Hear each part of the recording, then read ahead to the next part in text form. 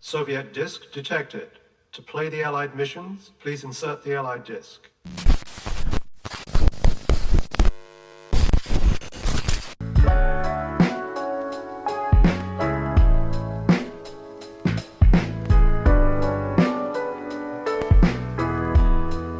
Hello everyone, I'm a broken robot. Out of all the emotions that one can feel, none is as old as fear, and no fear is as old as that of the unknown. As long as man has shared stories around the campfire, tales of mythical beasts and horrifying monsters have existed in the zeitgeist of human storytelling as long as stories have been told. In the modern age of movies, literature, and even video games, horror continues to dominate in one medium or another. While the pioneer of modern horror storytelling can be credited to Mary Shelley's Frankenstein, written all the way back in 1816, no one author can be credited for inspiring such a diverse and wide array of horror properties and styles as that of the legendary reclusive American author H.P. Lovecraft. Before we can discuss just what makes Lovecraft's personal brew of horror so special and his long-lasting effect on the horror genre, we need to discuss the rather bleak life that H.P. Lovecraft lived, and the flaws of his worldview that helped spawn his nihilistic approach to writing horror. Howard Philip Lovecraft was born on August 20th, 1890 to a well-off Providence, Rhode Island family. While Lovecraft should have been destined for a traditional upper-class New England life, at the age of only 3, his father, Winfield Lovecraft, suffered a mental breakdown and was committed to a local asylum. Lovecraft would sparsely recall memories of his father in his personal writings, since he was so young when he was institutionalized. His father would tragically die 2 years later from an untreated case of syphilis, which likely caused the mental breakdown in the first place. Sarah Lovecraft, the now single mother of Howard, began to cling to her only son after her husband's death, and despite living with Howard's aunts and grandparents, she was known to pamper and infantilize the young Lovecraft, even going days where she wouldn't let Howard out of her sight. Howard rarely attended school due to being very sickly from a young age. He often refrained from ever leaving the house in general. Many historians credit Howard's grandfather, Whipple Phillips, for sparking Lovecraft's lifelong interest in monster stories, since in the rare occasions he was allowed out of his mother's sight, he spent long nights with his grandfather in his den, where the elderly businessman could seemingly create monster stories on whim to entertain Howard as a young boy. The few pieces of childhood writing discovered within the Lovecraft estate shows that even at an early age of 6, the young Howard Lovecraft would write short monster stories to try and replicate his grandfather's ability to seemingly create stories from his pure imagination. While Howard rarely attended a traditional school, he was far from being uneducated. Being surrounded by his grandfather's collection of literature and being regularly taught by his mother and aunts at home, Howard from a young age showed an almost supernatural ability to retain knowledge from the books he read. It's unknown exactly why Sarah Lovecraft prevented her son from attending school so often, but many sources credit her lifelong troubles with separation anxiety, which would only worsen with age. Despite the loss of his father at a young age and not receiving what many at the time would call a normal childhood, his time living with his grandparents in Rhode Island gave the young Lovecraft stability that was necessary to grow.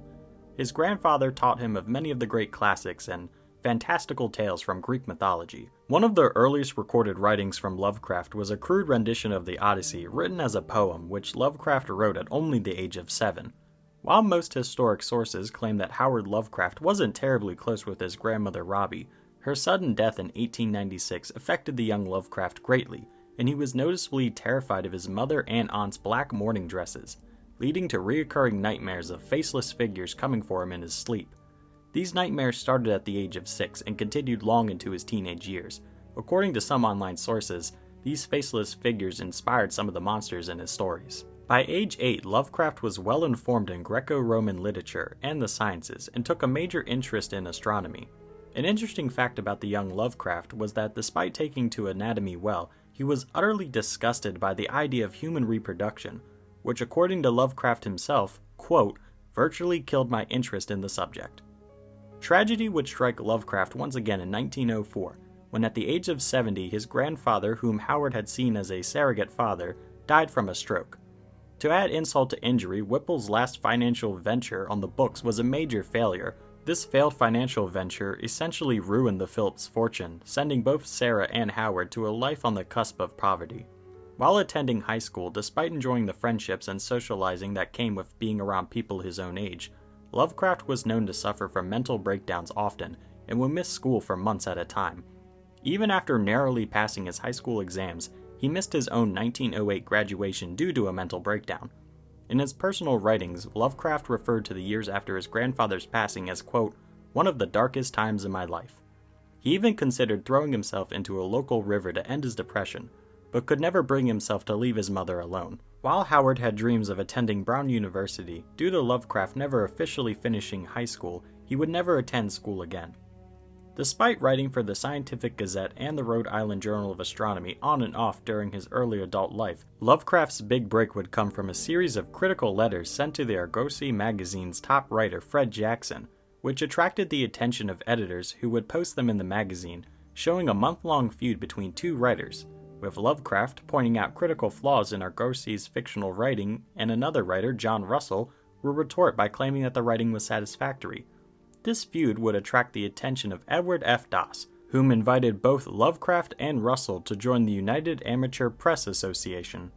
Following his entry into professional journalism, Lovecraft would spend the next decade writing short stories and poems for numerous journals and magazines. In 1914, he received a major promotion at the United Amateur Press Association, which gained him favor with many other writers including Paul Cook, who would encourage Lovecraft to write stories that he personally enjoyed, and not articles and poems that would look good in the tabloids. Between 1916 and 1919, he wrote The Alchemist, The Tomb, and famously, Dagon, which would be the unofficial first installment in the Cthulhu mythos, and laid the foundation for the entire Lovecraftian style of writing and horror. After attempting to join the U.S. military in 1918, his mother Sarah, whom he still lived with, did everything in her power to prevent his entry into World War I. Lovecraft's lifelong troubles with his mother's possessive nature would end abruptly in 1919, when after a mental breakdown similar to his late father, Sarah went to live with Howard's aunt and was later committed to Butler's Hospital, the same asylum that his late father would die in. In 1921, his mother would pass in her sleep, which left Lovecraft with a deep-seated hatred of his own existence, and despite some positive moments in his life, he mourned the loss of his mother for the rest of his natural life.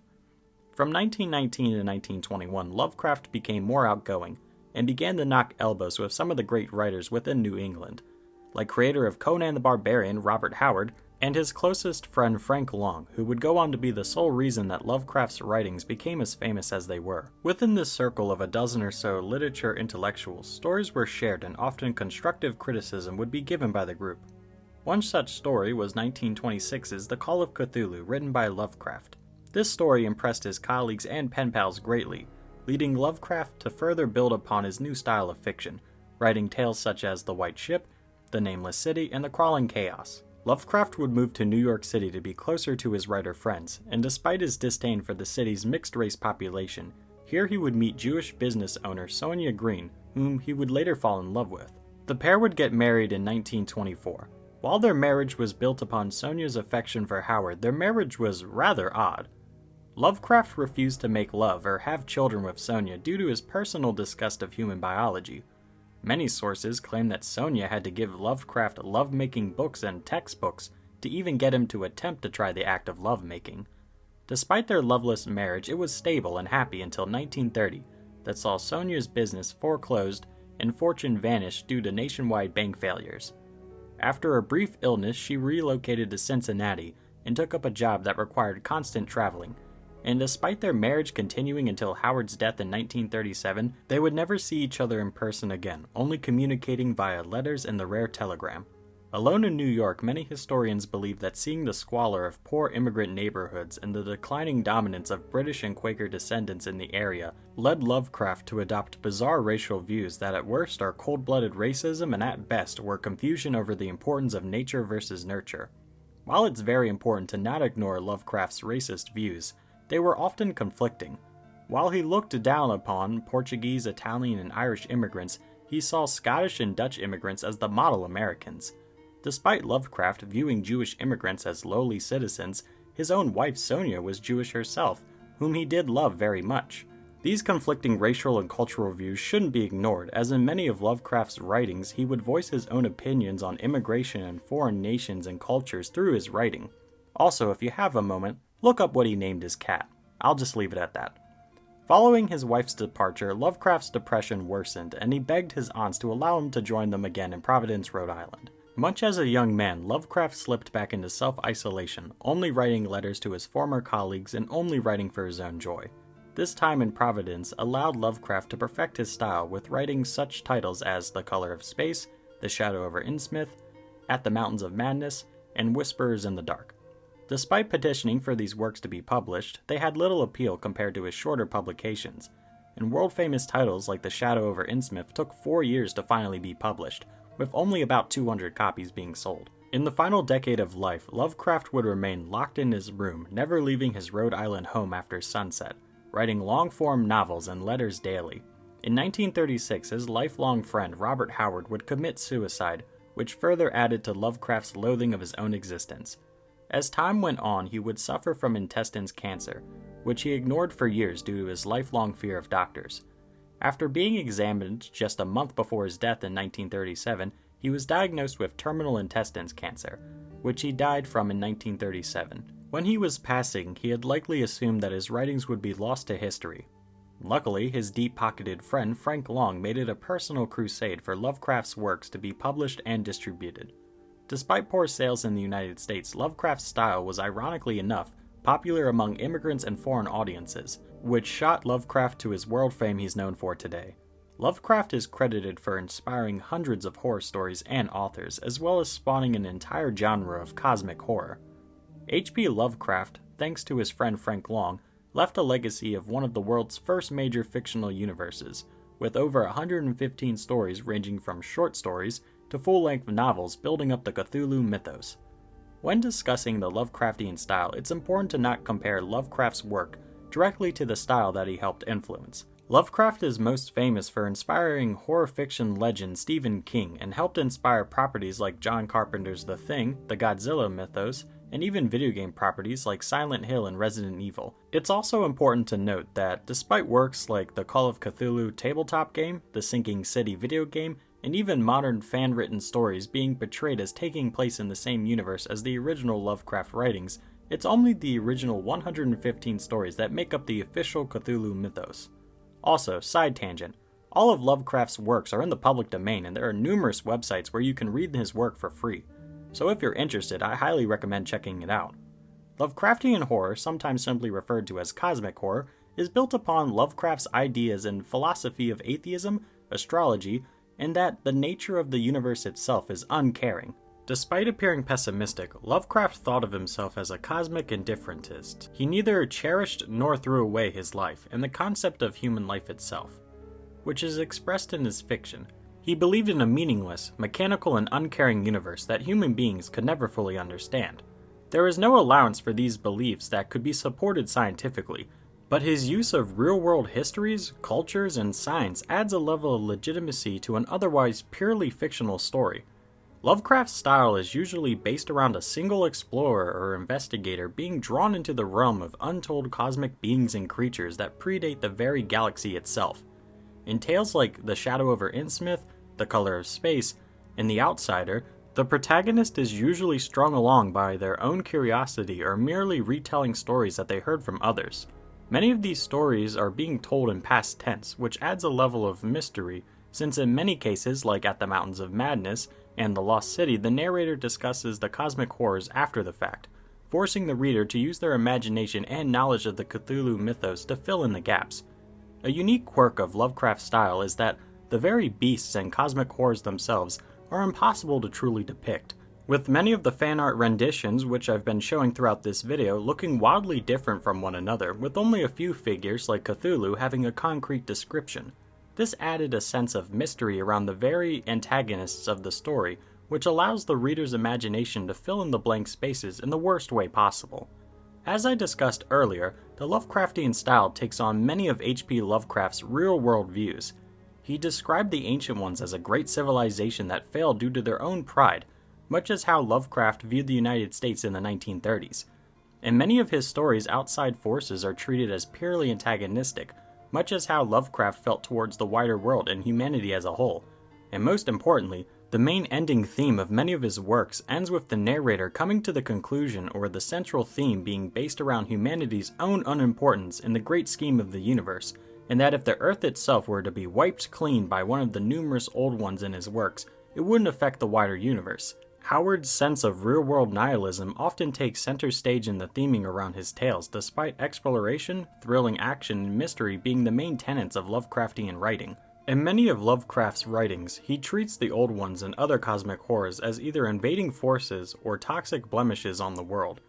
In 1926's The Call of Cthulhu, when sailors observed the massive Elder One rising out of the Atlantic Ocean, the narrator remarks that whether humanity liked it or not, we would be forced to live within the realm of this being's whim. 1928's The Dunwich Horror shows that humanity's only hope of surviving the Elder Ones is by working for them or actively aiding them. One of the most common themes is that of a once decadent society being corrupted.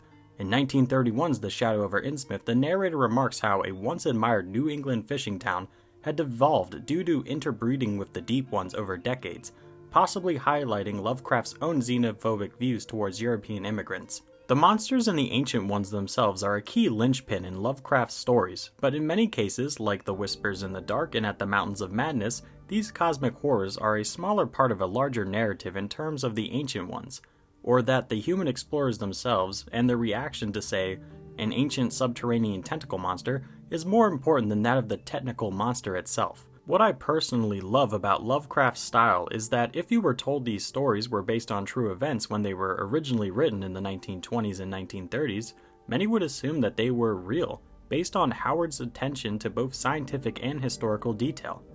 Not to mention that in stories like At the Mountains of Madness, the narrator is framed as addressing the public, trying to explain their discovery. This thematic style makes each story within the Cthulhu mythos not read like a one-off story that happens to take place in the same universe, but several pieces of an interconnected puzzle. The cursed book, the Necronomicon, and the fictional Miskatonic University, modeled off Brown University, are reoccurring items and settings in multiple of Lovecraft's works, and help tie together the plots and settings. I could go on for hours repeating myself over the thematic and horror perfection found within Lovecraft's work. But overall, whether you're a casual horror fan or a die-hard horror connoisseur looking for a new story to explore, Lovecraft's catalog of full-length novels and even short stories masterfully creates a captivating world that many will find themselves sucked into. When you read one title in the Cthulhu mythos, you'll find yourself often with more questions than answers, leading you to dive deeper into the lore and the bizarre world building of the Cthulhu mythos. In my own personal opinion, if you're looking to dip your toe into the Lovecraft pool, I'd probably start with one of his more popular stories. However, if you want this robot's opinion, my personal favorite titles within the Cthulhu mythos are Cats and Dogs, The Shadow over Innsmouth, At the Mountains of Madness, and Whispers in the Dark. I hope you all enjoyed the video, and maybe even learned something new. I'm a huge fan of cosmic horror and monster stories in general, so even if you're mildly interested, I can't suggest enough checking out some of Lovecraft's work, or other pieces of fiction written within the Cthulhu mythos. Feel free to comment down below. Are any of you guys fans of Lovecraft, or do you have any other horror authors you'd recommend? I'd be more than happy to discuss in the comments down below. But more than anything, I'm so happy you guys made it to the end of the video. It takes me a lot of time and research to script and edit these videos, so your viewership is a major blessing. If you like what you see, feel free to hit the like button. That way I know you guys want more content, and it helps me out personally in the YouTube algorithm, so hey, thanks a bunch. We recently hit 1,000 subscribers, so feel free to subscribe and join the Robot Factory today. We cover a wide variety of topics on the Broken Robot Show, from pop culture to gaming, history, and even philosophy. So there's always something for everyone here on the show. I hope you all have a great day, never trust a rambling fisherman with sleepless eyes, and stay cool.